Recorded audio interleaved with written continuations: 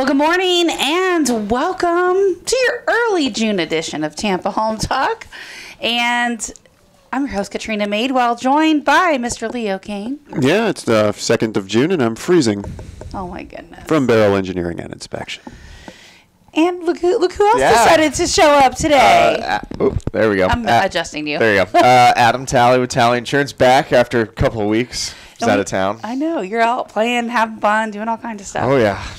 And then Mr. Mark Zellis. You slid me in today, huh? Welcome. Thank you, Katrina. So Mr. Mark is actually with Beasley Media, and he is visiting our remote Tampa Home Talk studio. I call it a field trip. Yeah, sort of. What do you think about it? We're a little cozy in here, aren't we? This means a lot when you're the host of a show and you actually have a studio in your office. I don't know anybody that does that. That's what I'm told, but I don't know. I don't live in your world, so... But you know, it's good for me because it would be, gosh, Pat, you know, I mean, did they ever tell you the story, Mark, about my first day ever at Beasley, which was probably 8 years ago? Would you please refresh my memory? Okay, let's just have fun with this, and then we'll get to the numbers, the real estate numbers. My first day ever at Beasley, Charlie Oakes was the station manager, and I had moved from a smaller station. I was at Clear Channel before that.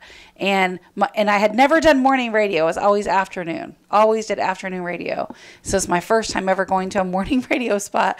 I was late my first day at Beasley. I was late for a live show. And I thought Charlie was going to freak out, but he didn't. He was just hanging out with my guest, and my guest had actually been on air with me before at the other station, so he came on in, and I thought, oh, boy. When I got off air, Charlie goes, can I talk to you? I thought, oh, man, here it's coming. Reprimanded. I'm late my first day. Busted. It's going to be like, I don't know if this is going to work out, right? That's what I was expecting. Charlie goes, you know, your show was really great. Are you going to go 5 days a week?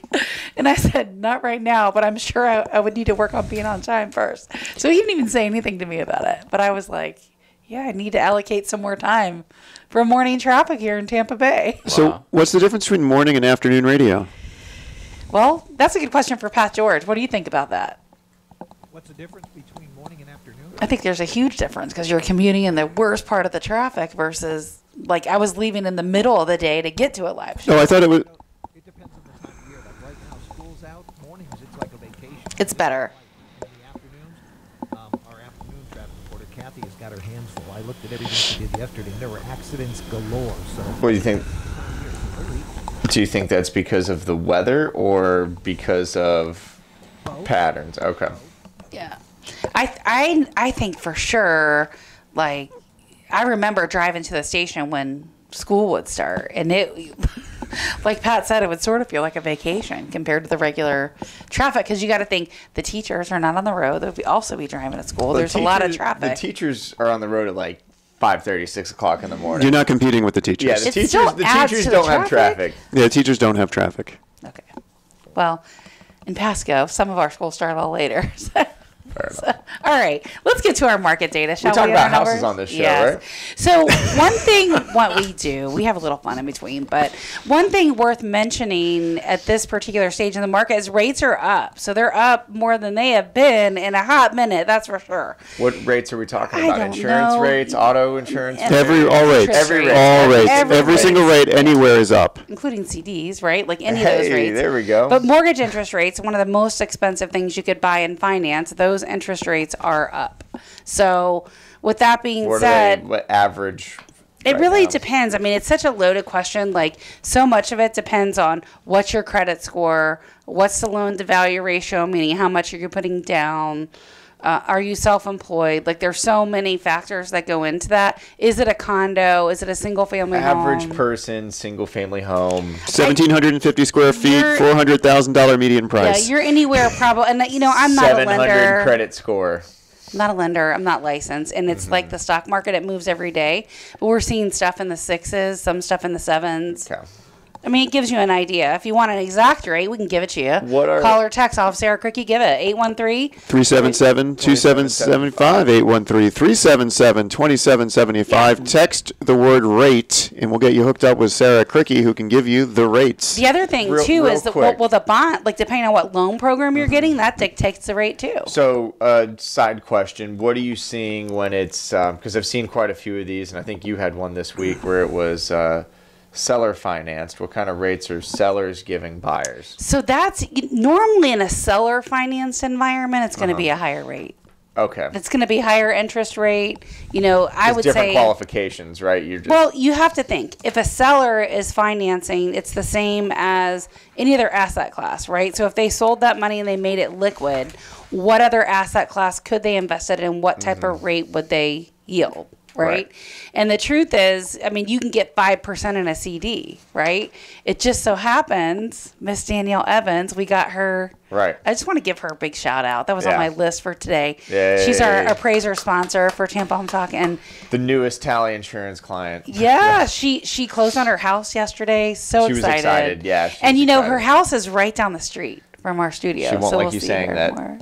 We'll see She her likes more. she likes to be private on It's a that gated community. There You you can't go. get Okay, in. there we go. So, anyway, so proud of her. She works her little tail off to save money, and just really, really, really proud of her. But that particular case was 5%, and so kind of beat market. Yeah, beat market. yeah, That's lower than market. We negotiated that deal back in March. Again, we've had a lot of rate hikes since then, but yeah, it was better. So sometimes It's seller better than financing market. can work out. It could, yeah. Okay. When do you lock something like that down, Katrina? So in this case, the seller was still living in the home. She was moving out of state to North Carolina. She had the property listed with another broker, didn't sell it. I went and interviewed, and she said, well, maybe I'm just going to rent it. Then she ended up listing it with someone else for rent. They didn't rent it. And so I said, hey, what if I bring you a buyer? And so it wasn't even on market. We sold it off market. She paid us a commission. We negotiated the whole deal. We did have some issues in the 9th hour where the seller was trying to throw in a balloon, and that wasn't part of the deal. And her brother was very involved in it, literally acted like her attorney. A hot air balloon? Yeah. Yeah. not I was that thinking kind the of same balloon. thing. more like a 2007 Balanced shaped too. balloon. Well, it's a little older than that. Really, all the balloons started coming due in the early 90s. When I started in the business, all the balloons from the 80s were coming due in the 90s. So what is that a was a balloon big to our average listener? So a balloon is where, like, you have a regular 30-year AM, right? 30-year amortization. So you take your balance, your rate, and then you finance it over 30 years. It gives you your payment. A balloon means, okay, the seller says, I'm going to hold it. I'll give you a 30-year payment, but I'm going to want my money after 5 years or 10 years or 15 years. So it has a balloon, meaning that whole mortgage balloon's due. You have to refinance it, sell it, or pay it off in some way by that day. So, there was a challenge in the early 90s because just it was crazy inflation, and there was a lot of stuff in the banking realm from the 80s. I mean, Dave Ramsey talks about that. They called all of his notes, right? So there was the S&L crisis was real. Do you see a lot of balloon type things anymore in contracts? For investors, for investor loans, we see balloons. Right. For commercial, we'll see balloons. For just seller financing, you may see a balloon. Okay. But the important part is it wasn't part of our deal, and they tried to change the terms, and I didn't let them. Are balloons ever a good thing? Yeah, they could be. I mean, if you listen, Gotta talk to my money man over here. Let me- No, why would a balloon be a good thing? you're shaking your head no, but let me put this in perspective for you, okay? A seller offers you finance at 5% with let's say it's a 5-year balloon, right? Or a 10-year balloon, whatever it is. 5%, and then they're giving you a fair deal on the home, okay? Or you could go finance, maybe the current rates are mid 6s, almost 7. Which one are you going to take? Well, I mean, you're gambling. You're gambling that the rates are going to decrease between now and when the balloon comes due, and you're also gambling that your credit's going to increase, and you're going to be able to find lenders. It's gambles versus the security of I have a 30-year mortgage on my property now versus I want to see what the future holds. And that's what hurt so many people in 2008 is when those balloons came due and they needed to refinance, they were in way over their head. Well, you say gamble, I say calculated risk. And this market is completely different than the peak of 06. It just is. I would agree with that. I've said it so many times. But I say calculated risk. So in her case, the payment, she was living below her means. We talk about that a lot, right? So if you live below your means and you have a balloon coming, you can plan and prepare for that, right? You can save money and either maybe focus on paying it off at that lower interest rate in that time frame. You could focus on and have a plan to refinance it. All of it's strategic, and anybody can have good credit. You just have to be very conscious of it and purposeful with it. So I'm glad that you explained that, because all I could see is a clown making balloon animals. yeah. No, it's the balance comes due on the mortgage. That's what it means. And I'll give you our offer number. We're going to talk about the real estate numbers when we come back. I'll give you all that info quickly right after the break. 813-377-2775. You can call or text our off-air number, 813-377-2775. Call or text with any of your real estate questions. Always happen to help. This is Tampa Home Talk. We'll be right back.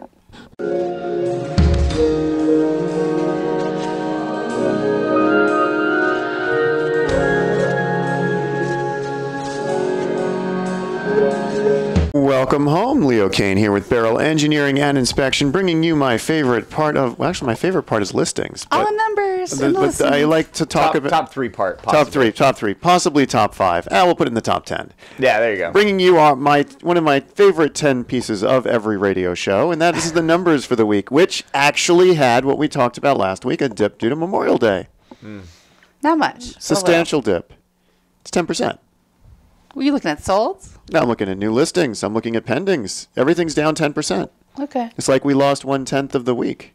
I think we did. Well, then does it pick up? Is it going to start picking up? Because now we're in the summer months. Kids are out of school. It's time to look and move. And I had 2 listing appointments. I didn't get home till 11 last night. I had 2 in the afternoon. I think I did something before that, but it's been busy. I've had several sellers I've met with, and a lot of this time that I spend when we work together is getting them ready for market. So like I have a list, a page long, and that one of them, Leo, I'm looking at you thinking about Beryl inspections. Thank you. But what I was trying to say was if someone's been in their home for 10 years or more, especially, Needs prep. I always recommend a pre-listing home inspection, right? Because I'm walking around and they're giving me their little list of deferred maintenance, and that's just what we can see. Right? So if they're in the house 10 years or longer, especially in this market where buyers are squirrely, they're not as abundant as they were a year ago, I'm going to recommend a pre-listing home inspection, because once you get that pre-listing home inspection, now you have a punch list that we can look at side by side with our other list and then actually get the home ready for market. What you don't want to happen is a buyer to discover that when you're under contract, and now they want to either cancel the contract, Right. which means your next one could be less money than that one, or B, you can get a lot of flexibility, right? So like if it's your home, you can fix it yourself if you want to. There's nothing stopping you. You can hire a handyman. There's a lot of things you can do. It's your home. You have the right to fix stuff how you want. When you're under contract for a buyer that's going to be buying that home, you're not touching anything plumbing related, no matter how simple it is, without a plumber. You're not touching anything without a licensed professional, and sometimes they can even ask for a general contractor to do the most simplest of things that a handyman could otherwise knock out. So, and I use myself as an example, right? When I sold my own home, I did a quick little punch list, and I'm like, this is everything we got to get ready before I can even show the house to a buyer, because you don't want buyers to find those what were things on your punch list when you went to sell your house? I think I just took it down, but let me think about that. I can't remember. Well, I know like I have kids, right? And kids like wreak havoc sometimes. You have a lot of kids. How many kids do you have? Too many. Yeah. I have like 3 of them. I think one is too many. Yeah, You have a dog child and cat children. Actually, we're just about to get a new foster this weekend. Oh, lovely. For the Sunshine Corgi Rescue. We got to go down to Bradenton to meet Cooper tomorrow. Cooper the Corgi. Okay, I'm excited. He's very cute. I can show you a picture during the break. I would love to see a picture.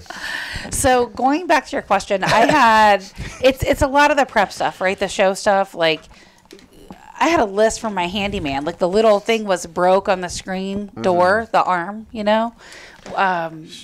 I'll bring my list. I could have fixed that for you. I'm going to bring my list next week. We'll talk about it. Ooh, that's a cute dog. Yeah, he needs a home. Little Cooper, a little high anxiety. He does suffer from seizures. The cost of the medication in combination with the divorce that he's going through right now made it so he can no longer stay with his family. Oh, no. So we'll be temporarily taking him in until the Sunshine Corgi Rescue can place Cooper. If you have an interest in Cooper or any other Corgi, text the word Corgi to 813-377-2775. That's 813-377-2775. In a way to help control the pet population, as Bob Barker used to say, have your pet spayed and neutered, and visit a shelter or a rescue organization before getting a puppy from a puppy mill. And I will have to say with pets, as that relates to your house, if I could bring that back around to the real estate space. Let's reel her on back in. I thought this was a real estate show. Take care of your. It's not. A little bit of everything. It's based on real estate. It's a comedy hour about real estate and life. We have fun. Like, we do get serious when it's time to get serious, but we have fun too. Well, every house like a is full of social crazy studies people. class, really.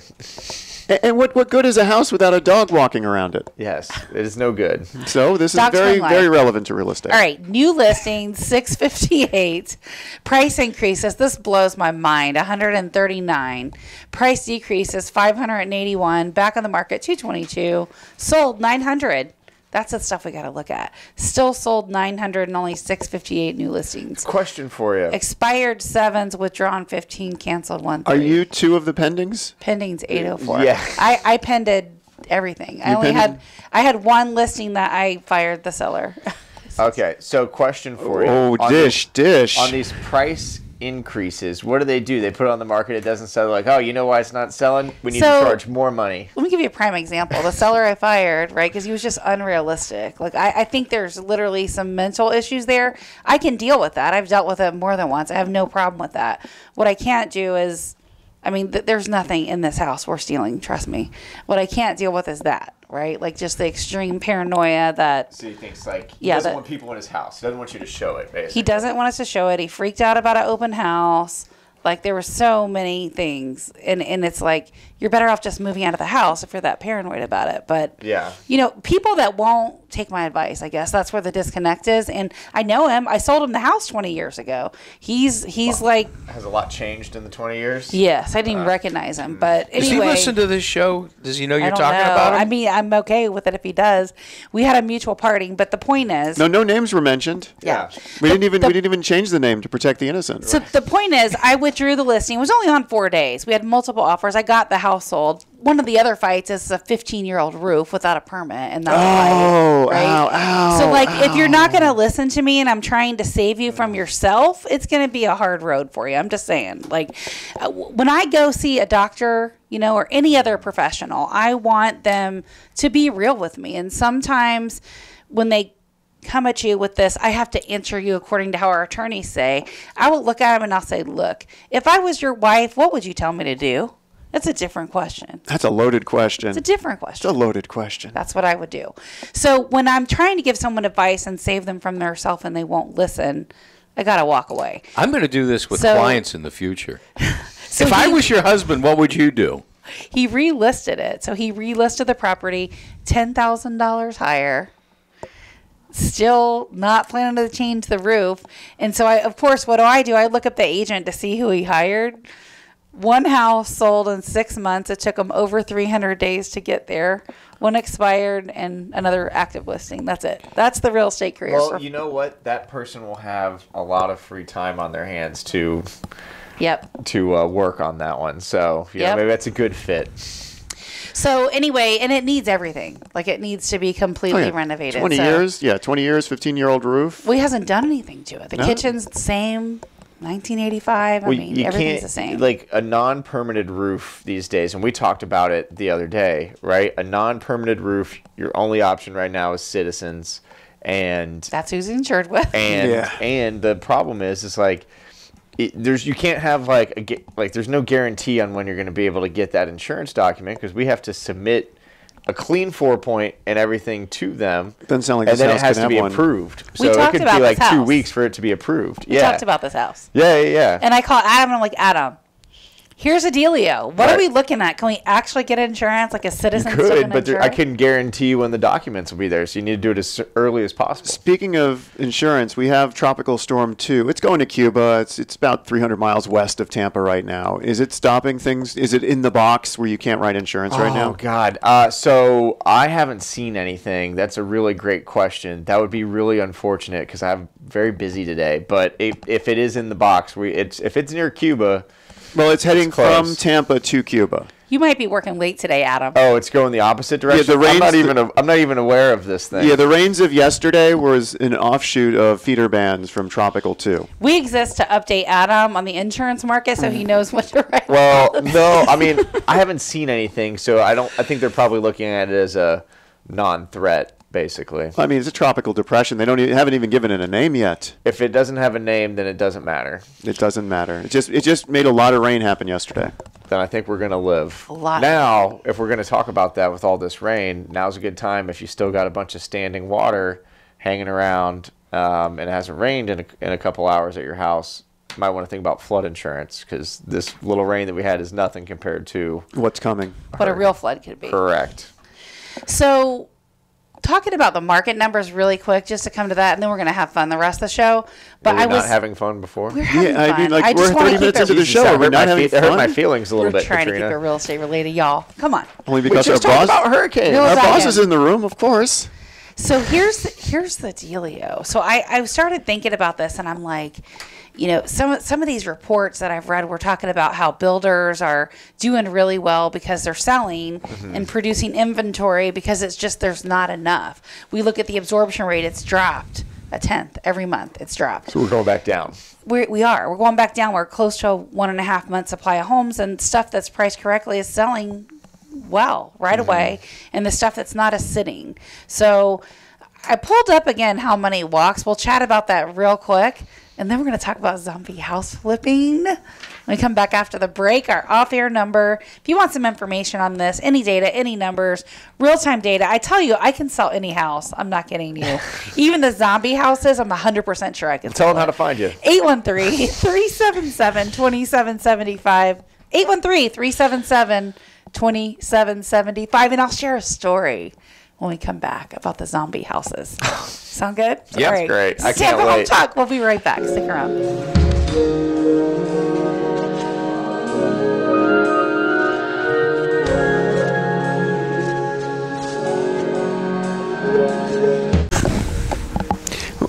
Welcome home. This is Tampa Home Talk. I'm Adam This is Talent. what? This is Where are we? we're having fun here today, folks. This is Tampa Home Talk. Are we really having fun? Because we're about to talk about how money's walking around, and that's never fun. So, well, I started thinking about this, right? With this absorption rate slowly going down, yet the prices keep climbing and the interest rates keep climbing, and we know other markets are not experiencing the same thing we are. So I pulled how money walks. Wow. What about money talks? Well, how money walks is It an talks on IRS. 1010. Yeah, it sure do, don't it? How Money Walks is an IRS data migration site where people file tax returns in real time. And so it shows where money is moving from and to. So wherever they filed their last returns compared to where they just filed them.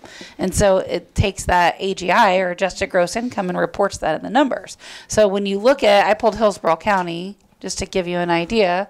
In Hillsborough County, oh my gosh, it's so small I can't read it. I can read it. In Hillsborough County, were we talking about where we gained money or where we lost money? So we talked about this Overall before on the gain, show, though. but look at the gain. The How much we've gained. Overall gains are just insane. Overall gains from Miami. We're stealing $300 million from Miami. We're stealing over $250 million from Chicago. Yes. We've stolen another $250 million from Fort Lauderdale. We're grabbing stuff from Suffolk County, New York. Is that That's right outside of New York City. that's Long Island? Suffolk and what was the other Doesn't one? matter. I thought New York Sussex County. and Suffolk. Those are the two. Nassau and Suffolk. Suffolk. So The two right from there. Greater New York, we're stealing another $400 million. Good. However, we're losing money. Boo. Not really. No, we're losing more money. So if we add all those up, we got about $1 billion were gained from all these different cities. But guess what? We lost $2.7 billion. No, we didn't. Not really. Yes, we did. We lost Yeah, it to but- Pasco County. You're on the wrong page, Adam. We lost $2.7 billion to Pasco County. So even though we gained $1 billion from all these people, what's happening is all In these people Hillsborough County. are coming to Hillsborough and saying, "Ooh, Pasco. and then No. they're jumping ship to Pasco. Well, I think I think Hillsborough people are moving out. See, we Yeah. gained. It said gained 5.6 billion, so it's still a It's net. still up. It's still That's a net right. 5.6 That's right. billion. It's just, it's the the So, percentages of where it came from. when you look at where people come from, they're all coming from out of state. Chicago, Yeah. New York, Miami Right. is in state. I hate to break it to you. But the other where people are going from, it shows you Hillsborough County. They're just They're staying moving to all the here. neighboring counties. That's still the Tampa Bay area. Well, I think we have a question from the room. Why? Why are they moving from Hillsborough to Pasco? Oh, I can it's answer cheaper. that. I can too. So they moved from these cities like Chicago, Fort Lauderdale, Miami, New York to be in a smaller town. And they get to Tampa, and they realize that Pat George is telling them about traffic and weather all the time, 3 times a day, and then they're like, well, I still want a smaller town. So then they move to Pasco, Hernando. There might be some, but I Polk. think it's the people that were there that are moving. Yeah, That's what definitely. I It's, think. it's people that are, there were people yeah. that are already here are getting pushed out because they're selling to these Miami, Chicago, and New York people. They're selling at a good gain, and they want to pocket some of the money, so they head to the neighboring counties. Right. You can get more house in Pasco Well, for more, less money. and people don't want to be as close, right? I've noticed, like, even the guy I fired, I mean, Tampa's too grown up. He wants to go north, like Citrus County. You're going to start to see a boom, I think. And that county is where people are starting to move that way. Yeah, I have some people that You can buy new construction up there for under $300,000. and not small either, like a decent sized house too. What's that? It's- What would that size? 3-4 bedrooms. I mean, Yeah, quarter lot, Yeah. quarter acre. yeah, the lots are bigger. Brand new construction under $300,000. Comes with alligators and a pond in your Yeah, backyard. I have some people that moved up to Homosassa and they love it. Same area. They yeah. love it. It's old Florida. Like, really, it's what Florida Yeah. used to look What like. about population-wise, though? We talked about the money itself, but not all money is created equal. I pulled that too. You did. Oh, wow. We've gained 121,000 people here in Hillsborough County. That seems low. Well, it's only low because we lost 51,000 people to Pasco. But Greater Tampa Bay, Oh, it's right? growing. So Great. we report the numbers. It's Hillsborough, Pasco, Pinellas, Hernando. Mm-hmm. And, well, not in our numbers, but in the Florida numbers, it's Hernando. When you look at this, that's still Greater Tampa Bay area, which means people are still living here and the municipal area is still growing. What I found interesting here on these numbers is we gained population from Miami, about 10,000 people, and that's about the most money came from Miami. But then we jumped down to Queens and Broward, where we gained 5,000 people respectively before we get to Chicago, which was under 5,000, but Chicago was the one that we gained the second most amount of money from. There's a huge... So we got rich people. richer people from New York and from Chicago are moving to Florida, and they're richer than the Miami and Broward people. So we're getting... Right, because the Miami and Broward people are probably getting priced out of Miami, but still want to stay in Florida in a city. And Tampa's, even though it's getting expensive, is still way cheaper than Miami is. Well, there's a lot of native Miami people, Mm-hmm. right, that have gotten pushed out. It's like Yeah. almost all Hispanic. I mean, if you haven't been to Miami in a while, if you only speak English, you may not be able to communicate there. I mean, it's really like certain Cuba. sections. But I mean, this is interesting. So Hillsborough County gained 121,000, but if we throw back in the Pasco County and the Polk County and the Hernando County, we're looking closer to 200,000 in a Tampa Bay gain. Yeah. Like a net gain. And this isn't even reflecting what Pasco, Polk, and Hernando are net on the gain. This is just saying if we take the Hillsborough people that quote-unquote left, but throw them back into the Hillsborough number for Tampa Bay. They're all here. Right. They're not leaving Florida. they're not Well, leaving I mean, Florida. and some of that there's technicalities. Like you could live in Lutz and live in either county. Yes. So you could be like, oh, I'm staying in Lutz. I just bought a bigger house, and it just Yes. happens to be on the other side of County Line Road, right? Hillsborough versus Pasco. Yes. So this is exciting stuff. We still get more money coming here. We get more people money coming is here. good. We get more electoral college votes. I think by 2030 we might be neck and neck with California for electoral college votes. Well, aren't they I losing think a ton so, of people? too. Yes, they are. California? What's with the California tags here? I'm starting to see more of them. Why are they here? We're getting reloads from California. Taxes suck. We're not a normal migration pattern for Florida, but we're starting to get them. Yeah. We're starting to get them. It's politics, too. It's other reasons. Is it People that easier to get? have houses in both places? Well, I think back to the Gadsden purchase of the mid 1800s, where we Okay, actually were yeah. able to complete the It's one railroad. of my favorite purchases. We were able to complete the railroad from California all the way to the East Coast. And then when you think about what Flagler and Plant did to make railroads throughout Florida, we can get cars from California to Florida. And that's why we'd see more California plates here, thanks to the Gadsden purchase. Well, there you go. How about that? All right. How about that history lesson? So I want to talk about the zombie house flipping. And so. Oh, yes. This is one of Leo's many ventures. And we're going to have Priscilla on the show. She was supposed to be today. Snafu on my part, but we'll get her in, and it'll be fun to talk about that. And they're going into their 6th season, right? This year was what I saw. This year is the 5th season right now. So. But the 6th you're one's airing only, in fall. you're only in the 6th season? No, I'm in the 5th season. Only in the 5th season. So and 6th. I haven't seen any of these. Okay. I'm going to watch them. I've been saying that, but I'm going to watch them. Where can we find these, by the way? HGTV? A&E. A&E, okay. A&E. So is that on Hulu? Yeah, well, if you have the Hulu TV version. So you have to think like the YouTubes and the Hulus, they've all just created their own cable television networks, and they've repackaged it as streaming, but it's still cable television. I know. Yes, I have the cable television version of Hulu. Yes. I think I do too. It's like mine has rabbit ears. Then you get like I think if you have antennas, you still get like ABC, CBS, Fox, I thought they digitalized that like 10 years ago. I don't think you can have antennas anymore. Still get it if your TV's There's digital. one that you glue to the window if you want to try to get it. But I use aluminum foil on my antenna. Your TV has to be digital to get it. Huh? What are you talking about? Oh my gosh. I thought he blew. Wait, you wear a tinfoil hat? No. I left it in the trunk. I couldn't bring that along. Okay. Yeah, because that would make It's it hard to keep all the thoughts inside. Yes, definitely. So this show's on A&E. It airs basically all days Saturday on A&E in the morning. All day? All day. Wait, is it a marathon thing? No, it's what they do. I mean, you have to think it's unscripted television, and a lot of these networks are using unscripted television to fill their calendars. Unscripted. So what it basically means is you get these house flipping shows, you get these cooking shows, you get these stand-up comedy hours. It's all unscripted. It's very easy to put together broadcast television that you can keep churning out. And I mean, you look at recently like the network CW. They went out of business because they kept trying to do scripted television, and it was just too expensive for them. They couldn't get the advertising. So a company called Nexstar comes in, buys CW, cancels 90% of their shows, and is trying to do all this unscripted television stuff to fill the hours. So A&E, like 5 years ago, if you asked me about what I thought A&E was, I'd say it's Law and Order reruns. And now it's zombiehouseflipping.com. Now it's zombie house flipping, among other reality type TV shows, which is called unscripted television.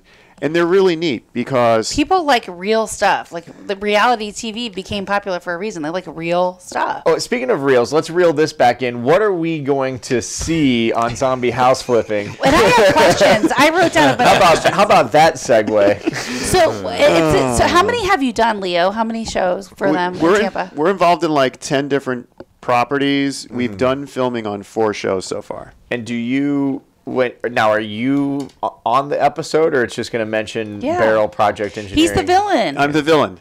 It depends. It depends on the show. I feel like you relish that, too. You just lit up like a Christmas He was excited tree. about that. I know. I haven't seen him this excited in a long time. I'm the villain on the TV show. You come in and say, this crap is crap. I destroy budgets, basically. They have all these plans, and I just dash them. Like, by the way, don't forget about the foundation. Pretty much. I'm like the recurring villain. So some of the episodes were actually in. Leo shows up. They can't get the house. The last one, April 22nd, one of the things I read in there, I guess was the property on Larkin. It said that they made a lot of mistakes and had expensive renovations. So I'd love to know what you busted their bubble on. So on that one in particular, we just did plans. So some of them we just do the plans for, and some of them we actually make the appearance on. Larkin wasn't one of the ones we made an appearance on. They're learning. I mean, you have to think, when this show was first put together for this season, I believe they had the idea of the real estate market was hot, houses were easy to get, construction costs were low. They were actually going to have 3 different shows this year. They were going to have a Dallas zombie house flipping, they were going to have a Tampa one, they were going to have an Orlando one. Market did some stuff, rates went up, houses got harder to find, construction costs go up. They condensed all 3 of those shows back into one. So they're alternating between the 3 different regions. So one week might be Orlando, one week might be Dallas, one week might be Tampa. So do you only do Orlando, or I only do Tampa? Do you come in early or late in that? So obviously the plans is probably the earlier part of it, but like if you're looking at structural stuff, are you coming in later to see stuff when walls are all ripped out, or what? Oh, it depends on where it fits in. Sometimes as the villain, I show up during construction to basically twirl my mustache and say, "No, you forgot about that." And sometimes I'm in at the beginning. I thought you to said it help was for planning. unscripted. It is. I'm still the villain. It is, but he's got to make it fun where people want to watch it. I mean, you know about. We'll talk more when we come back from the break, but you know about what the scene needs to be about. Like the scene needs to be about talking about taking out a wall. Is it load bearing? Is it not? Termite treatment, how much damage is there here? I mean, there's an overarch, there's a theme. The director, and that's why I wanted to have Priscilla on. She's coming. We're gonna have her. The director is awesome as far as staging the unscriptedness because it's completely unscripted. 813-377-2775. Tech Zombie. 813-377-2775. We'll get those flipping costs way up there. Get you hooked up with Leo.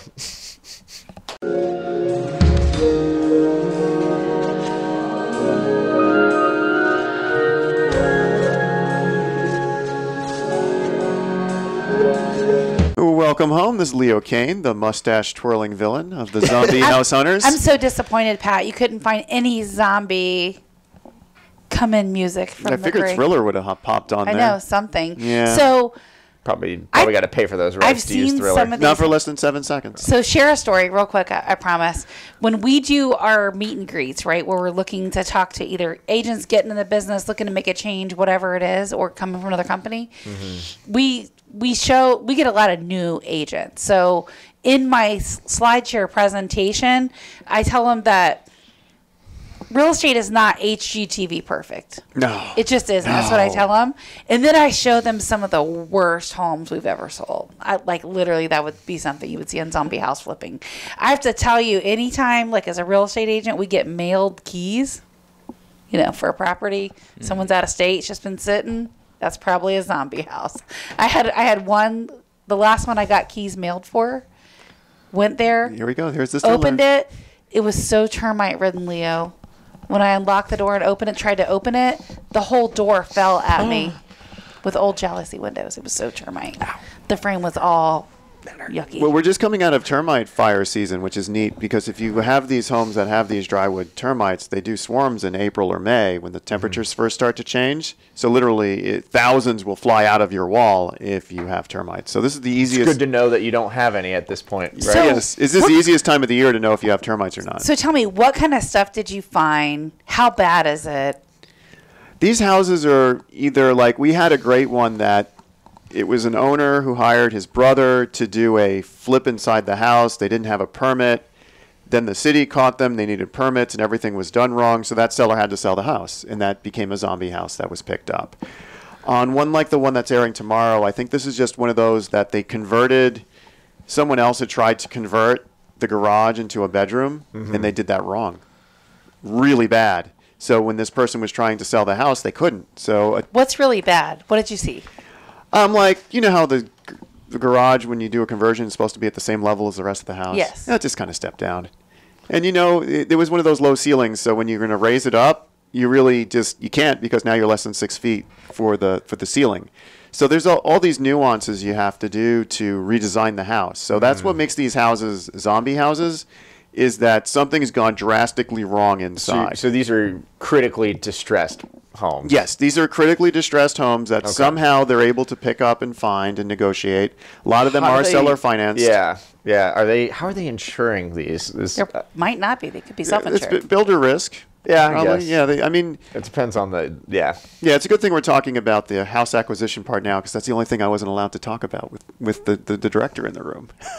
Oh, okay. But as the villain, we can keep talking about it right now. Yes, I love it. Because I'm just speculating. So that's awesome. What's their worst case scenario? This whole thing just costs them more money and they run a loss or not as much profit? What do you think the worst case scenario the worst case scenario would be the first house. We actually our first episode aired in the season in January.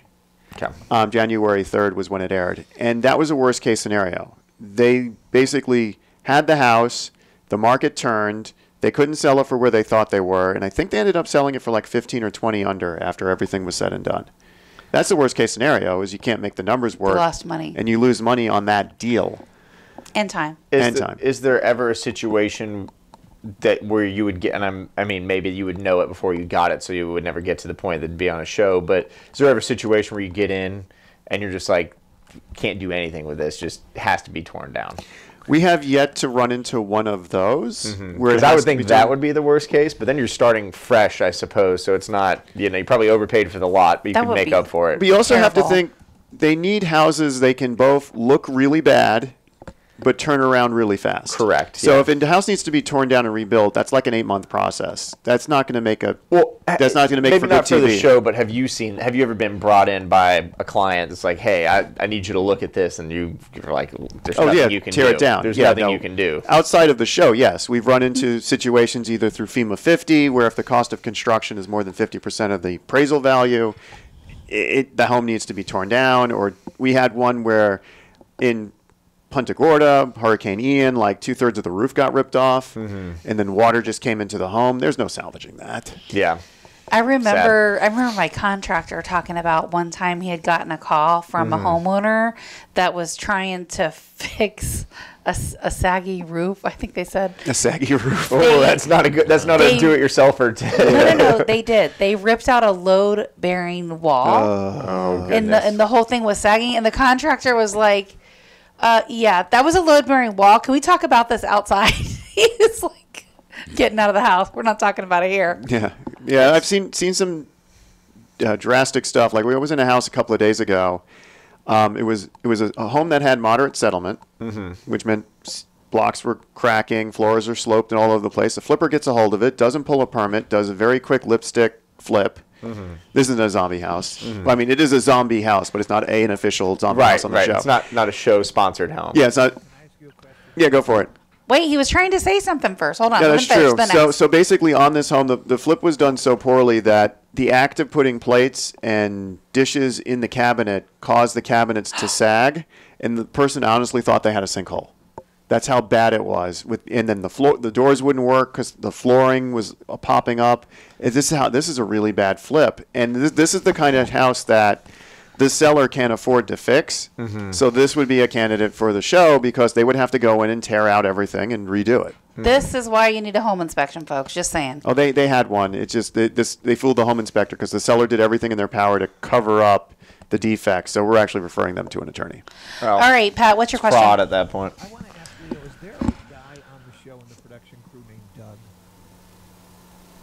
Maybe. I'm glad we waited for that. That would Yeah, have been really I know. weird. Yeah, I don't in the middle really of know a the production crew conversation. names. I just saw the production crew, and Zallis is going to know who this Doug is. Oh, I know who he is. I need to see a picture. Is he a same Doug that for somebody I know? I don't know, but Zallis knows what Doug is. Can we say it? Can you send me a picture of this Doug? Do you want me to be the one to say it? Not on the air because we don't know. Because we could be wrong. I got to get a closer picture, but it's an identical twin.